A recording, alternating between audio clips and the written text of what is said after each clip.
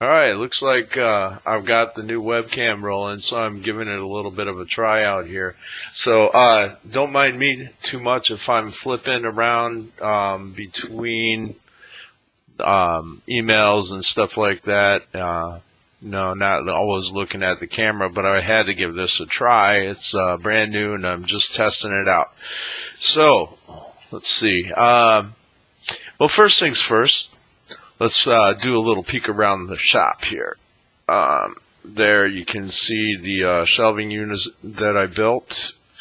It's all themed after the TARDIS. Let's see if I can give you a little shot around the workbench here. As you can see, it is definitely sci-fi land here. Oh. Takes a little getting used to.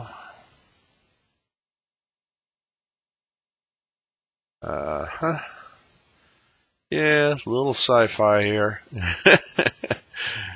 Definite UFO over there in the corner. Okay, you got that.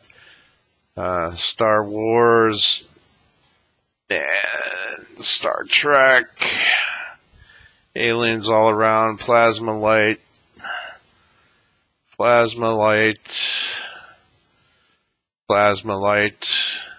Let me flip that one on so you can get the idea. Okay, so that's a scoop. Stainless steel top on the desk, grounded out for computers. Yeah, or actually not desk, workbench. And as you can see, I backboarded all the wiring for the electronics and everything here. It's all low voltage stuff. I know it looks like a lot of wires, right? Not really. It's all low voltage stuff, so no big deal. And new webcam appears to be working fine. Let me get it latched back on the monitor here. Okay, so introductory episode here. I'm not recording audio this time, so it won't really go up on my podcast. But that's okay. We'll do a little bit of YouTube and Facebook Live for this time around. I'll be going back and covering these issues in an actual podcast shortly. But for right now, I want to talk about a few interesting things, stories I found on the web recently, and we'll see how the recording side of it turns out. So Microsoft is planning on storing its data on DNA in the next 3 years. That's pretty wild. Geek Fuel. Coffee. Must have. Okay. So literally, Microsoft is talking about using DNA molecules as data storage sometime in the next 3 years. Currently, magnetic tape is about the most robust method of storing data. It'll last about 30 years. It's slow. Magnetic tape is pretty slow. I mean, you know, if something's 45 minutes into a tape, it takes 45 minutes to find that portion of what you're after. But by the same token, it's got pretty heavy-duty storage. You can store an awful lot of data on tape, and like I said, it'll last for about 30 years. But DNA, now, they could, they're saying here, if we use DNA like we use magnetic tape to store data today, it's theoretically possible to store all of the information humans have ever recorded in a space roughly the size of a double garage. Like my shop, right here. Could store the entirety of recorded human knowledge in this space using DNA. I mean, that's kind of blow your mind. I'm not sure what they expect the durability in it, but okay, I'm skimming the article, so that's why I kind of stopped talking a little bit here, but I'm looking for any figures on durability. They think they can store about 100 meg a second, so that's pretty fast. They think they can get that to that rate. That's why it's the 3 years. Right now they're at about 400 bytes per second, and they want to push it to about 100 megabytes a second. Wow. That's, storing info on DNA, that's pretty wild. I don't know what the durability is, but I'd have to guess if they froze it carefully, you're probably talking a few hundred years versus 30 years for magnetic tape, which is the most durable thing we have now. I mean, when they first brought out CDs, DVDs, people thought that those were going to be more durable and they last 100 years. No. The plastic starts degrading after about 10. So they don't really hold up anywhere near like what magnetic tapes do. Your VHS tapes, if they're 30 years old or less, will be able to, still be able to be played well after your DVDs have degraded into crap. So, just saying, you can make disco balls out of them or something, out of the old ones once they won't play anymore. But I just wanted to say, now think about this. 25 years after Elvis died, they were in the studio remastering songs he had recorded on magnetic tape back in the 50s and 60s. Okay, we're talking, this was like maybe, I want to say 2007 or so, when 30 number one hits was released. That was remastered from the original audio tapes recorded in studio when Elvis was a young dude in the 50s, man. Yeah, so I just got to say, the idea of getting something that'll last longer than magnetic tapes for data storage is huge. So, anyway, on to the next fun thing here. A little bit of fun facts. You're getting a preview of what my podcast episode is going to be like. Okay, so here's an article. They're saying AI will help humanity soar past the limits of our intelligence. So this might be fun because I didn't skim this article before I came on and started talking about it, and I'm sitting here yakking while I'm waiting for the thing to load. Isn't that fun? Server not found. My internet's whacking out here. Really? All right, Frontier, you're getting me again. Well, that's okay. Yeah, that's okay. We'll take care of that. AI will help humanity soar past the limits of our intelligence. Our brains have become very real limitations due to biological factors. AI will not have those limitations, especially after it's able to teach itself and no longer rely on humans for improvement. I gotta wonder about this. It's one thing to learn facts that already exist. It's another thing to innovate and synthesize new ideas and new inventions. I think AI and humans are always going to need each other. I think we work better together than either one alone.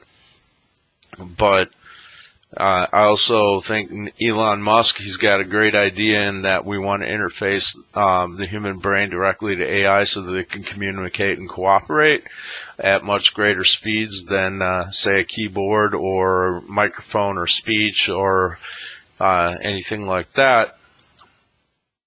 But by the same token, I'm concerned about doing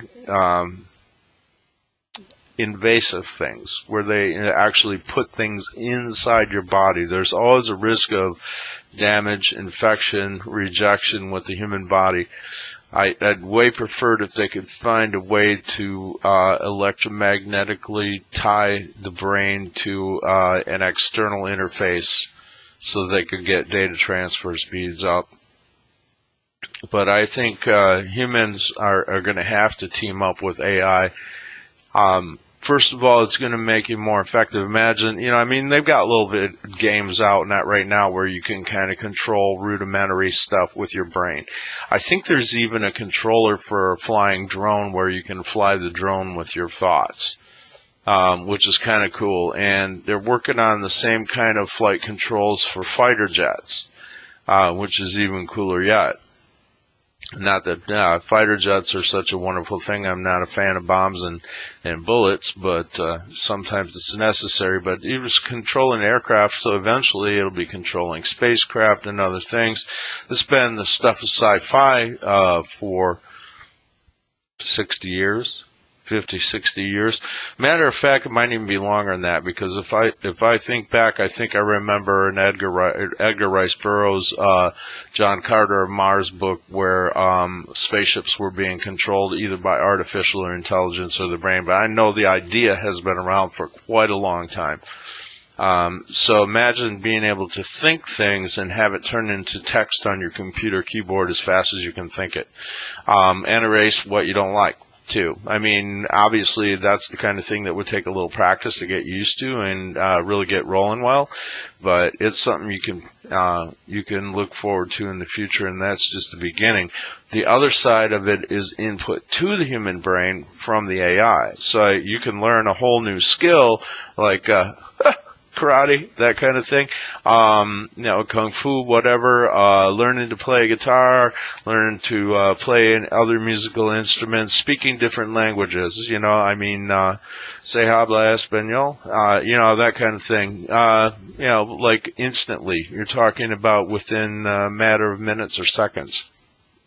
So the idea of AI and human-brain interface opens up a lot of possibilities for humanity. The necessity for physical labor goes away. But think about this. Have you ever tried, for instance, I know people that have treadmill desks, right? They're trying to exercise. It's hard to type while your body is moving.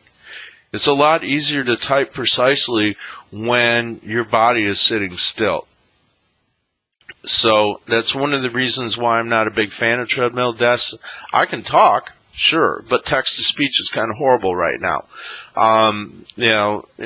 It's gotten a lot better in the last 10, 15 years, text-to-speech has, but it's still nowhere near perfect. And I like a good keyboard for reliability and being able to actually spell things the way I want and be able to misspell things on purpose sometimes. I do poetry. I like to play with words, that kind of stuff. So I think that this has got a huge, bright future ahead. I think the idea of doing an internal, invasive procedure where you have to actually put something into the body to interface with these machines, I hope they can find a way to do this without doing the part where they have to put something inside you. Anyway, I guess I haven't had enough coffee yet. Okay, so next story I want to talk about, let's see here. Okay, brain can predict the future at double the speed it actually happens. Okay, I don't really need to necessarily pull up the article, but they were doing lab studies. Obviously, our brains are designed to predict possible outcomes of short-term events. Like, say, a car's coming down the street, and you have to judge how fast it's coming down the street and whether you have enough time to walk across, or you have enough time to take your car and make a right turn before that car gets to the intersection. Those kinds of things. Because obviously, when it was 100,000 years ago or whatever, and our ancestors were getting chased by a lion out in the Serengeti or something, they had to figure out, A, did the lion see him, and B, how fast can the lion get there, and C, is there some kind of cover I can get to the lion can't reach me in before he can get to me. So it's the modern version of that. Well, they figured that the brain can actually predict possible outcomes about twice as fast as they actually happen, so your brain can give you a course of action in time to do something. So the lab results that they're getting, they actually did some things with, like, I think it was, here it is. They did sequences of dots on Blackboard and kind of watched what the visual cortex was doing, and they were able to see that the brain was able to predict the position of the dots and where they would be at about twice the speed that they could actually get there, or that they would actually get there. So, pretty fascinating stuff, and it just goes to show some of the power of the human brain. It's amazing. There's some other stuff about the human brain that's pretty interesting, and I kind of have some thoughts on that, but I'll get back to that in another video or another episode. And, of course, I'm trying to get back to the next story, and things are trying to hang up. All right, here we go. So, brain-to-brain communications. Yeah. Again, the same thing is like the interface with the AI. They're working on actually getting, and this is external. They're showing pictures of external devices here. Basically, it's like a major EEG kind of thing, except for it reads a lot more brain waves a lot more precisely. And they've been able to do it with lab animals, where they can actually have them coordinate their brains in order to solve problems or, move things around. And the animals got used to being able to do it, and then they were able to get much better at doing things. And they're trying to ramp that up to humans. So now that humans would be able to connect brain to brain, thoughts, speech, cooperative construction projects, in-office workshops, pretty interesting stuff, but wait until human personality gets situated in a brain-to-brain situation. That might be a good sitcom right there, and I don't want to star in it. That could get really, really wild really quick. So we'll see where that goes, but this is on futurism.com. It's a story to watch coming up if that ever happens. Oh, man, this is not a video I'm going to love sharing because of all the yawns, because I can't edit that stuff out. Sorry, folks. It's just late afternoon. I'm getting a little bit of where I should be taking a siesta or something, because I just ate a little while ago, and I've got a little food coma trying to hit me here. So let me keep on rolling for a little bit, and then we'll wrap it up. I want to talk next about something called Titanboa. And no, it's not Mae West wrapping something bigger around her neck, right? No. Titanboa. This is a snake they found. It's an extinct species of snake. This is on Science Vibe, sciencevibe.com. Actually, the article is from June 24th of 2016, so it's last year's news. Still cool. First time I heard of it, they're saying that they found fossils of an extinct snake that was 42 feet long. 42 feet long. You're talking, this snake would have been about damn near as long as my house. Okay? Maybe 2/3 the length of my house. Think about that. And then there's some prehistoric crocodile that used to fight with the thing that was about 26 feet long. So, Titanboa. Yeah. How'd you like to run up against one of those in a dark forest? In the middle of the night? No. Not. Really cool story though. If you can take a look at it on sciencevibe.com and search up the Titanboa, Titanboa.